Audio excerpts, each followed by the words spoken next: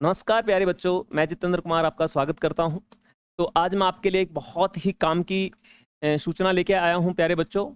पशु परिचर के ऊपर अपना ये सूचना है कि देखो, आपको पता है कि अगले मंथ 1 तारीख से दिसंबर से हमारे एग्ज़ाम शुरू हो रहे हैं। तो कुछ आपके जो डाउट्स रह गए हैं, जैसे मैथ के कितने क्वेश्चन एग्जाम में आएंगे, मैथ पढ़ना चाहिए कि नहीं पढ़ना चाहिए, बिना मैथ पढ़े भी अपना सिलेक्शन हो सकता है कि नहीं हो सकता, तो वो सारी जानकारी मैं आज आपको इस वीडियो में दूंगा। तो लगातार बने रहें और अपना जो डिजिटल परिवार है एजुकेशन प्लैनेट, उस पर आपका बहुत बहुत स्वागत है। ठीक है प्यारे बच्चों, अब मैं बिना टाइम वेस्ट किए और आपको जो भी आपकी जानकारी है वो मैं आपको यहाँ पे कंटिन्यू करना चाहूँगा। सबसे पहले जब बात आती है तो विद्यार्थियों के पहले दिमाग में क्वेश्चन यही आता है कि सर, मैथ के कितने क्वेश्चन आने वाले हैं। देखो बेटा, मैथ के कितने क्वेश्चन आने वाले हैं, ये बहुत ही एक कॉमन सा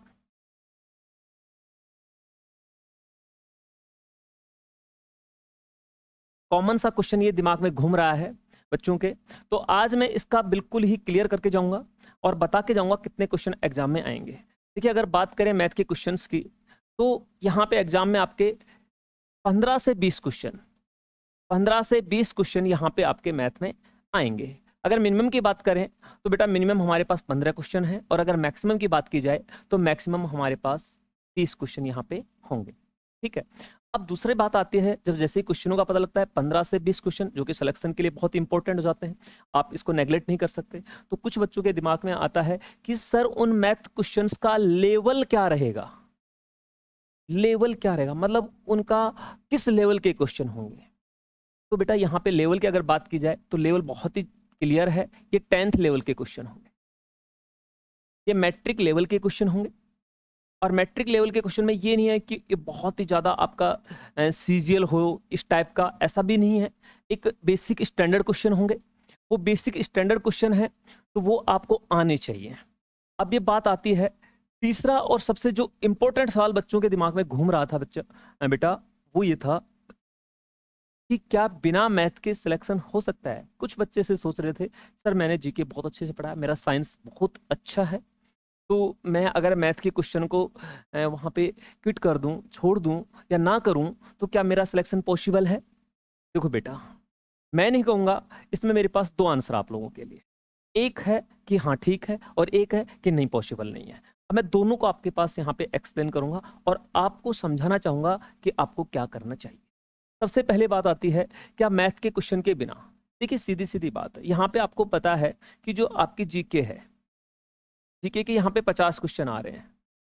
अगर कोई विद्यार्थी, अगर कोई स्टूडेंट है, वो जीके के 40 प्लस नंबर लेके आए, 40 प्लस नंबर अगर वो अचीव कर सकता है, उसकी तैयारी बहुत अच्छी है और उसको पता है कि मैं 40 प्लस नंबर मेरे आएंगे, तो बेटा वो चाहे तो इसको छोड़ सकता है। लेकिन ये मत समझ लेना कि मैं कह रहा हूं इसलिए छोड़ रहा है, नहीं।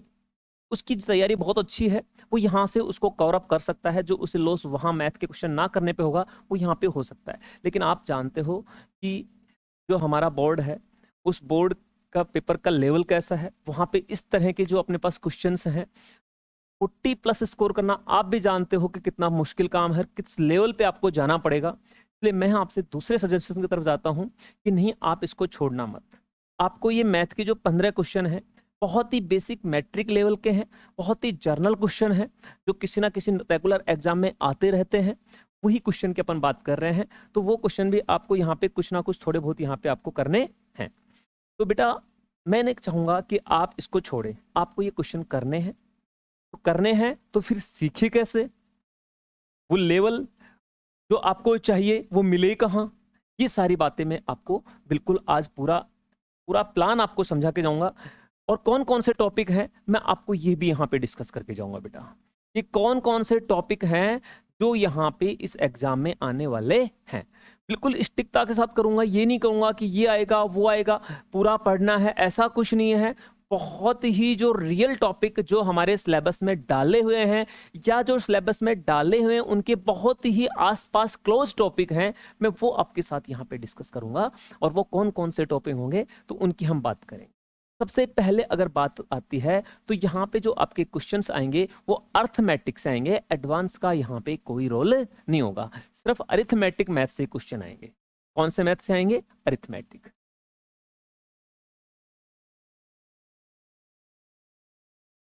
ओनली अरिथमेटिक का होगा, एडवांस का यहाँ पे कोई रोल नहीं होगा। जिसमें से अरिथमेटिक में से हमारे टॉपिक कौन से होंगे? सबसे पहले हम बात कर रहे हैं तो हम औसत की बात करेंगे, एवरेज। एवरेज एक बहुत ही बेसिक टॉपिक है जो मैथ के लगभग लगभग जिस भी एग्जाम में मैथ आता है उसमें इसका क्वेश्चन जरूर आपको मिलेगा, चाहे वो कोई भी छोटे से छोटा एग्जाम हो और कोई भी बड़े से बड़ा एग्जाम हो। जहां मैथ का डाल दिया तार्किक गणना या तार्किक शक्ति का अगर जहाँ पे जिक्र आ जाता है, तार्किक शक्ति ये मत मान लेना बेटा रीजनिंग, तार्किक शक्ति मैथ या अपन कैसे गणना, तार्किक गणना, तो यहाँ पे जैसे जैसे डाल देता है तो वहां पे समझ लो कि मैथ की एंट्री हो चुकी है। और उस मैथ की एंट्री में किन चीज सब्जेक्टों की एंट्री हुई है ये यहाँ पे मैं आपको बता रहा हूँ।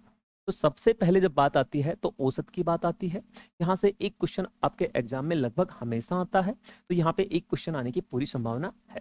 उसके बाद में सेकंड टॉपिक हमारा दशमलव और फ्रैक्शंस, डेसिमल एंड फ्रैक्शंस, भिन्न और दशमलव। ठीक है, ये भी बहुत ही इंपॉर्टेंट टॉपिक है। यहाँ पे बच्चे कुछ कहते हैं सर ये तो बहुत ही बेसिक, देखिए इसमें ऐसे ऐसे क्वेश्चन आते हैं जो आपका टाइम खा जाते हैं।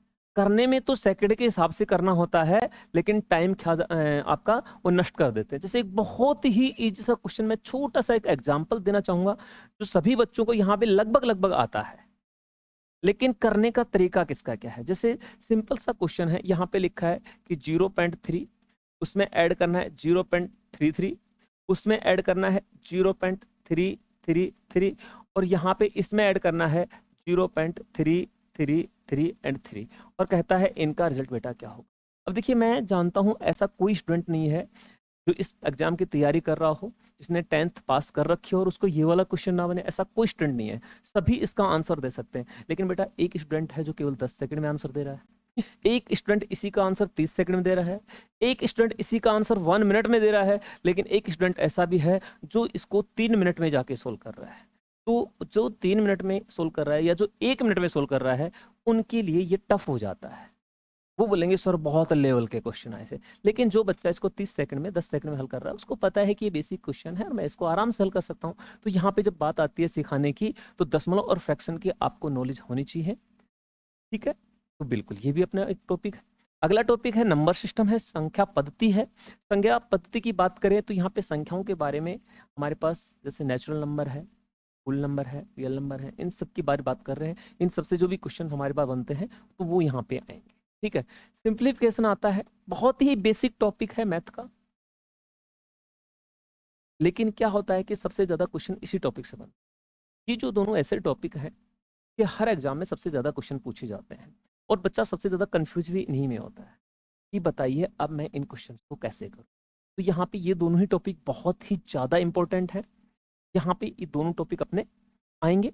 इसके बाद आता है लेसेप और मैशअप है। लेसेप और मैशअप की अगर बात की जाए बेटा तो लघुत्तम समापवर्तक और महत्तम समापवर्तक नाम सुना ही होगा आपने, एलसीएम एंड एचसीएफ, यहाँ से क्वेश्चन आते हैं। एक क्वेश्चन यहाँ से डेफिनेटली एग्जाम में आएगा। इसके बाद आता है रेशियो एंड प्रोपोर्शनल, अनुपात और समानुपात, और इसी में अगर हम बात करें तो इसी में हम साझा को भी ऐड कर सकते हैं। साझा पार्टनरशिप के भी अगर क्वेश्चन आते हैं तो वो भी क्वेश्चन यहाँ से आ सकते हैं, क्योंकि वो भी एक एलसीएम और एचसीएफ का ही एक पार्ट होता है, क्योंकि इसी के बेस के ऊपर वहां भी क्वेश्चन इसमें से बनते हैं। तो ये देखिए हमारे पास कितने टॉपिक हो चुके हैं, 6 टॉपिक यहाँ पे हो चुके हैं। और देखिए कौन कौन से टॉपिक है जहाँ से हमारे क्वेश्चन आने की एग्जाम में आने की पूरी पूरी संभावना है, मैं उनकी बात कर रहा हूँ। अगला टॉपिक आता है टाइम एंड वर्क, समय और कार्य। बेटा बहुत ही पॉपुलर टॉपिक है आजकल, इसके हर एग्जाम में क्वेश्चन आ रहे हैं और बहुत ही नॉर्मल क्वेश्चन आते हैं। जिन बच्चों की तैयारी अच्छी हो उनको तो ये सबसे प्यारा भी लगता है टॉपिक, लेकिन यहाँ से भी क्वेश्चन एग्जाम में आपका एक क्वेश्चन बनता है। अब आता है प्रतिशत। अब ये अगले जो 4 टॉपिक हैं बेटा ये सारे परसेंटेज पे डिपेंड होते हैं, सारे प्रतिशत आधारित होते हैं। इनमें प्रतिशत का बेस होता है कि प्रतिशत हमारे पास अगर समझ में आ जाए तो आगे हम लाभ हानि भी, साधारण ब्याज, चक्रवर्ती ब्याज और डिस्काउंट को भी उसमें अच्छे से हम समझ सकते हैं। तो ये सब प्रतिशत आधारित है। तो प्रतिशत से एक क्वेश्चन बनता है हमारे पास, एक क्वेश्चन बनता है लाभ हानि से, और उनमें से एक क्वेश्चन बनता है साधारण ब्याज से। बट्टा हमारे पास यहाँ पे अलग तरह से, यहाँ से एक अलग से क्वेश्चन बन जाता है, तो लाभ हानि से हम कह सकते हैं दो क्वेश्चन आ सकते हैं, एक बट्टा से और एक साधारण ब्याज से। चक्रवर्ती ब्याज से भी बेटा एक क्वेश्चन बनता है। और अब आता है हमारे पास मेंसुरेशन। तो मेंसुरेशन में हमारे पास 2D और 3D दोनों से क्वेश्चन एग्जाम में हमारे पास एक एक क्वेश्चन पूछे जा सकते हैं।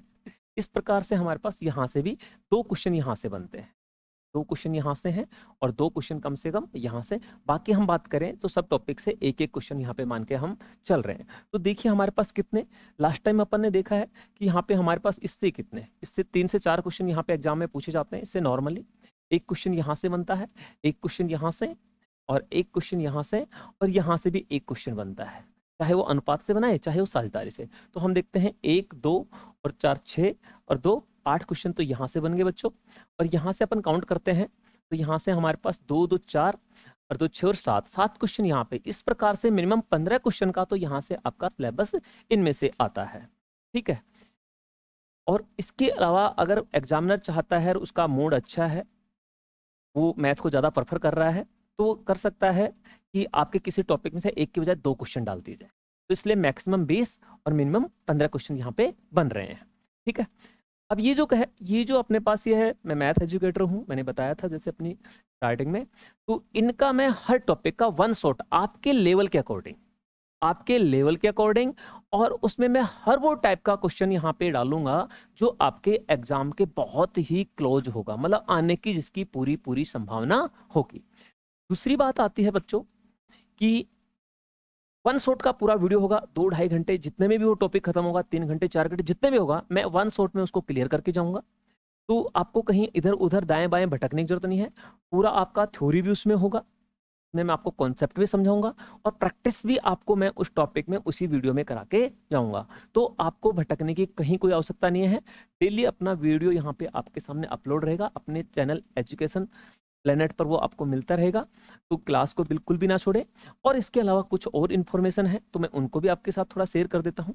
देखिए ये एग्जाम, ये सब आपके पास नोटिफिकेशन ऑलरेडी आया हुआ होगा, आप जानते हैं, फिर भी मैं थोड़ा सा इसको एक्सप्लेन करना चाहूँगा। यहाँ पे देख सकते हैं ये हमारे पास जो भर्ती के आवेदन हुए थे वो सब दिया हुआ है। प्रश्न हमारे पास 150 क्वेश्चन होंगे यहाँ पे, ये है हमारे मुद्दे की बात है कि कितने क्वेश्चन होंगे। तो हमने देखा कि क्वेश्चन हमारे पास कितने होंगे बच्चा, 150 क्वेश्चन होंगे और 150 ही अंक के होंगे और पूरे 3 घंटे का पेपर होगा। कितने घंटे का? पूरे 3 घंटे का।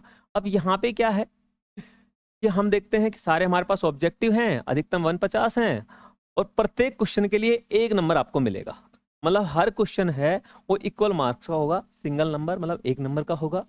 और कह रहा है कि अगर आपने गलत उत्तर दिया है बेटा, ये बहुत ही इंपॉर्टेंट है, अगर आपने गलत उत्तर दिया है तो आपको 1/4 कटिंग मतलब 0.25 नंबर आपका काट लिया जाएगा, 1/4 हिस्सा आपका काट लिया जाएगा जो आपने सही क्वेश्चन से प्राप्त किए हैं।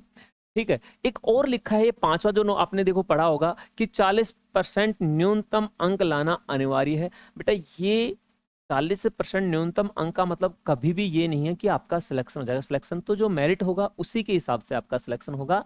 40% का मतलब ये है कि बच्चों के स्कोर हुआ ही ना हो और बिल्कुल ही डाउन चले गए हों, पेपर का उनको समझ ही ना आया हो या उनसे स्कोर हो ही नहीं पा रहा है, लेवल ज़्यादा अप दे दिया हो, तो 40% तो मिनिमम लाने होंगे। ये नहीं कि 37% वाले का भी सिलेक्शन हो जाएगा, ऐसा यहाँ पे नहीं है। इसका मतलब ये है, मतलब ये सिलेक्शन का आधार नहीं है, ये पासिंग का आधार हो सकता है। ठीक है, और ये अपना जो एग्जाम है वो सेकेंडरी लेवल का है। ये नीचे आपको सिलेबस दे रखा है कि हमारे पास कौन कौन से सब्जेक्ट्स हैं, क्वेश्चन आ रहे हैं। तो यहाँ पे दे रखा है हमारे पास भूगोल राजस्थान का दे रखा है पूरा, यहाँ पे आपके पास है ज्योग्राफी दिया हुआ है। ठीक है, इसके बाद हिस्ट्री और कल्चर एंड आपके पास आर्ट दे रखा है। सामान्य विज्ञान का पूरा पोर्शन यहाँ पे दिया हुआ है। प्रमुख समय सामयिक घटनाएं मतलब करंट अफेयर भी आपके पास आएगा यहाँ पे एग्जाम में। ठीक है, इसके बाद आपके पास आता है मैथ। देखो हाँ, ये मैंने डिस्कस कर चुका हूँ आपके पास, वैसे इसमें भी लिखा है, देखिए एलसीएम एचसीएफ है हमारे पास, औसत है, लाभ हानि है, प्रतिशत है, साधारण ब्याज है, चक्रवर्ती ब्याज है, अनुपात समानुपात है। और इसके अलावा जो छूट चुके हैं मैंने उनको भी यहाँ पे मेंशन किया है, जैसे टाइम एंड वर्क को मैंने मेंशन किया है, नंबर सिस्टम को मेंशन किया है, सिंप्लीफिकेशन को मेंशन किया है। अब ये बच्चे ये मत सोचना कि सर ये जब इनमें यही दे रखे हैं तो वो आपने हम क्यों पढ़ा रहे हो आप हमें, वहां से क्या क्वेश्चन नहीं बनेंगे।